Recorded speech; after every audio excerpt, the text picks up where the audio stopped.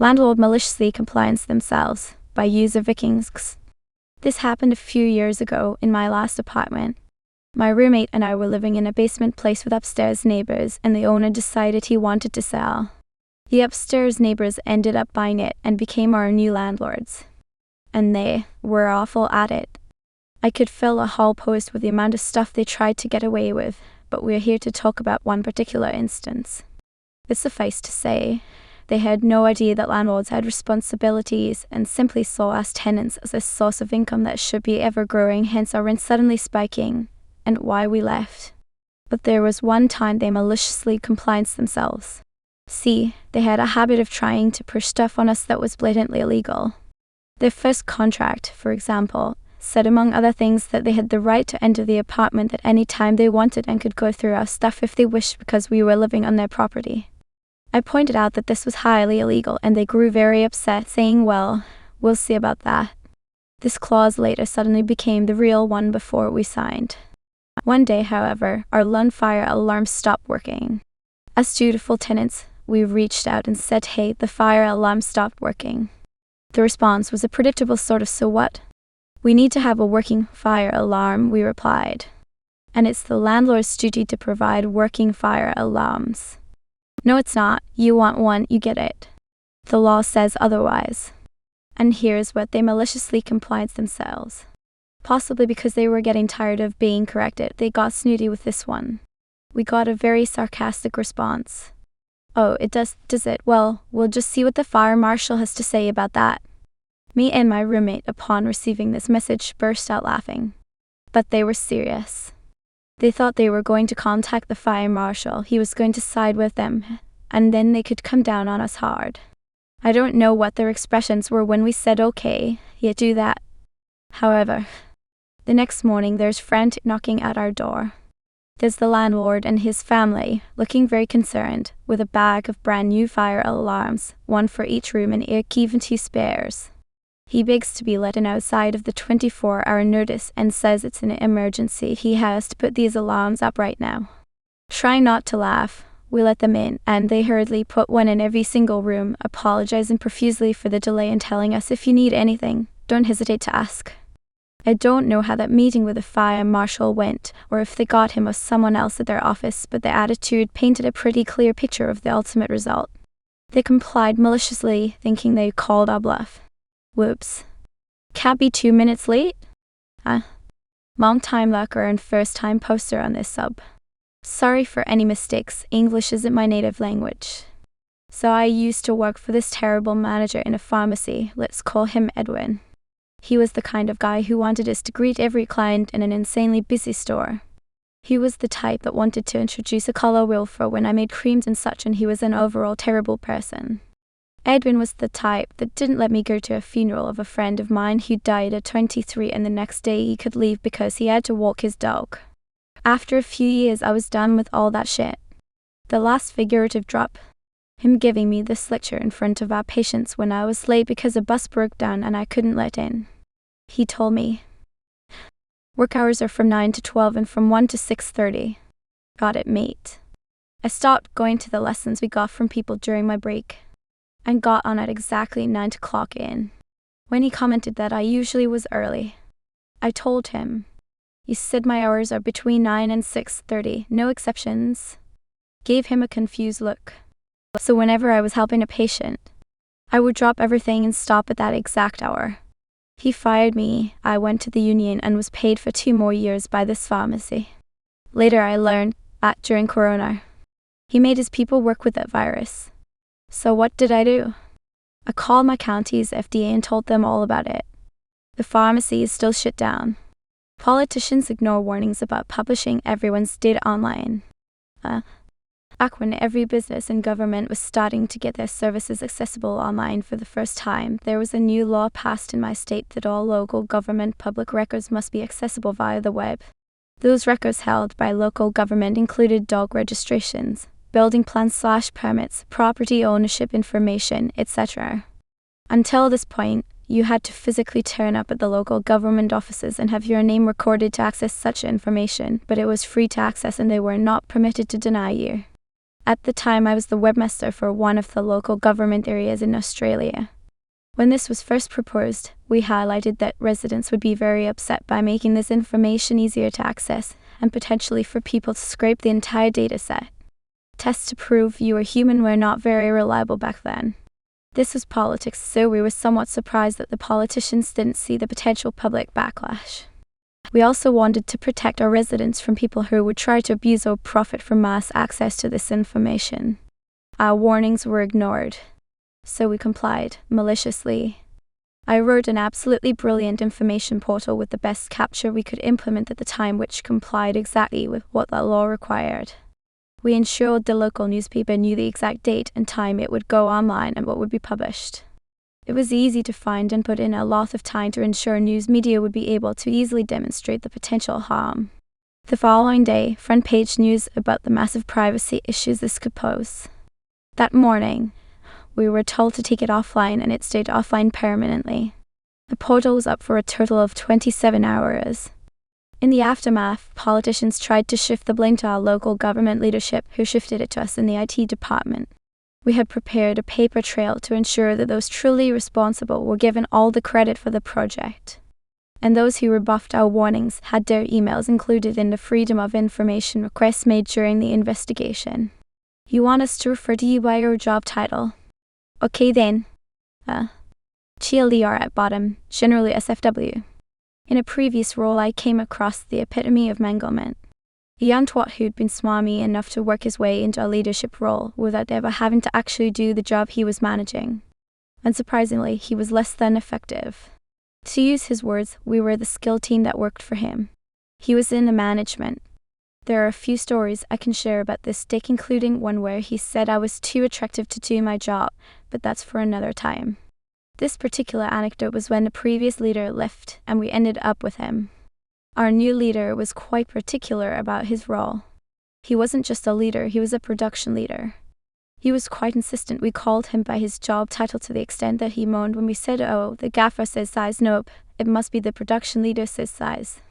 Please respect his job, thanks." I assumed this was his pretentious effort to seem important.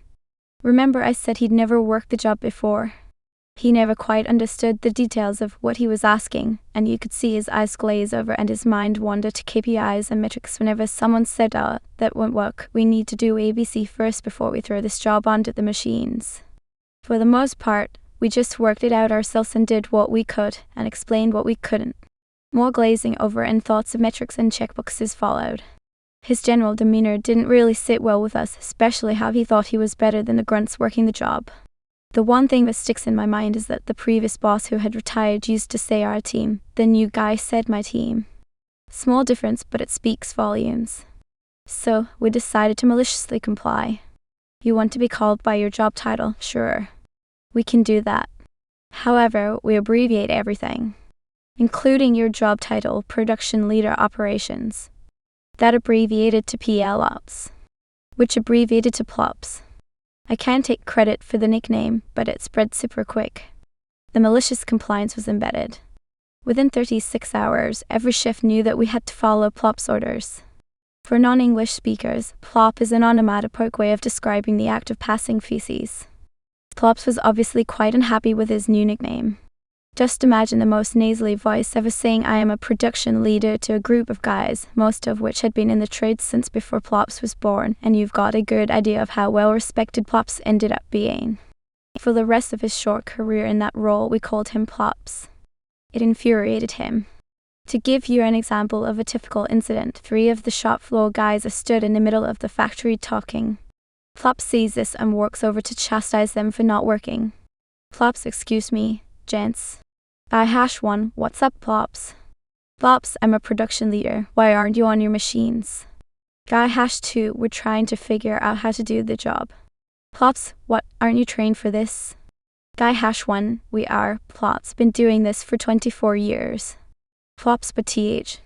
Guy-2, the problem is, Plops, we have 4 sets of tooling available. Each job requires 2 sets of tools per machine, and as there are 3 of us, we would need pauses sarcastically to count 6 sets of tools. Plops, nobody told me that. Guy #3, yes, because we normally split the job up by individual tasks. #1 can process the tasks that don't need tooling, then split the tasks between #2 and #3. It doesn't matter what order these are done in, so we split the batches 2, 1, then swap. Do you have a better solution? Plops, no, do that. Guy #1, thanks for your advice, Plops. Plops walked away looking very red, with the guys bursting out laughing while still very much in earshot. Plops complained numerous times, and the chief of production told us off in a very half-assed way. We later found out he also hated Plops for consistently bringing his nickname up and expecting something to be done, often telling him that this wasn't school and to just play along and it'll naturally go away. Fast forward to one day when Plops was late for a site-wide meeting. He entered the room to be met with 2 or 3 voices chastising him with comments such as, "What time do you call this, Plops?" and "Good grief, it's Plops o'clock." Turning a now familiar shade of crimson, he opened his mouth, but then noticed the director of operations stood at the front, having paused his speech. Plops shut his mouth and quickly found a seat.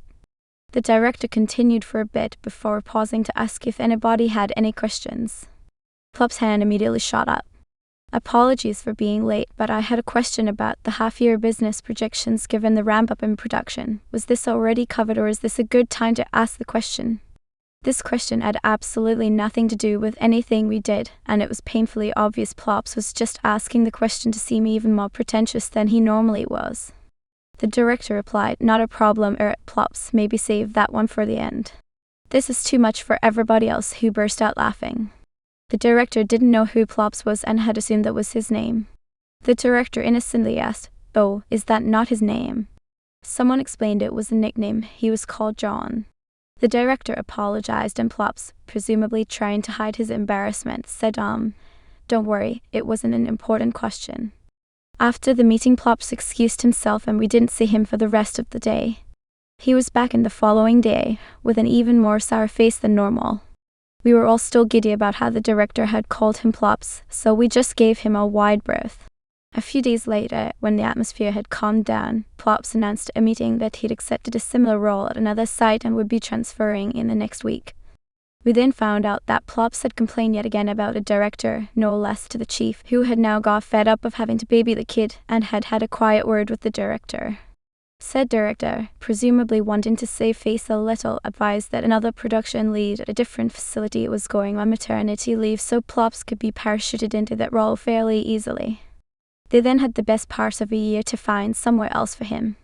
We weren't sad to see Plops go, but he forgot to bring in cakes on his last day.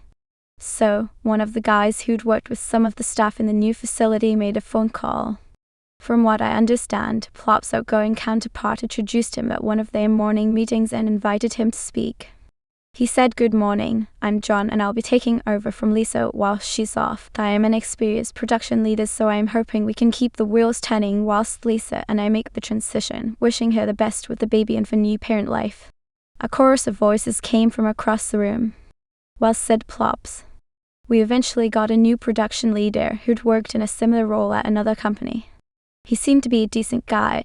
At his first meeting, he introduced himself and brought in a crate of homemade samosas. He said he didn't want to intrude on our workstations unnecessarily and thus asked everybody to pop into his office at some point in the next day or two to introduce themselves and have a 5-minute, 10-minute chat. I was nominated by the guys to go first and report back how he was. I summarized his personality with one observation before I'd even sat down. I walked over to the office door and knocked. He waved at me to come in, and as my gaze went upwards, I noticed the new sign he put on the door. Plops' office. TLDR, new boss insists on being called production leader. We work in operations. Put the two together, production lead operations. We abbreviated it to Plops, much to his disdain. He forgot to buy leaving cakes, so we made sure the nickname followed him. Edited to add the final paragraph above the TLDR. I made my own schedule by user instead of Abe. I work the night shift as a cashier at a 24/7 convenience store. My shift is from 10 p.m. to 5:30 am. Usually my coworker and I switch tasks. Like she's at the counter while I help the customers. Lately I've been dealing with constant headaches, so I asked our manager if I could take a night off. But instead of approving it, she snapped, "If you don't like the schedule, I'm your own." So I did. I skipped 2 nights, then worked only 4 hours on the 3rd night, and took another night off after that. When I finally came back, she scolded me, saying that that's not what I meant. I told her, well, you said make my own schedule, so I did. Now the whole staff, whether day shift or a night shift, is asking if they can customize their schedules too.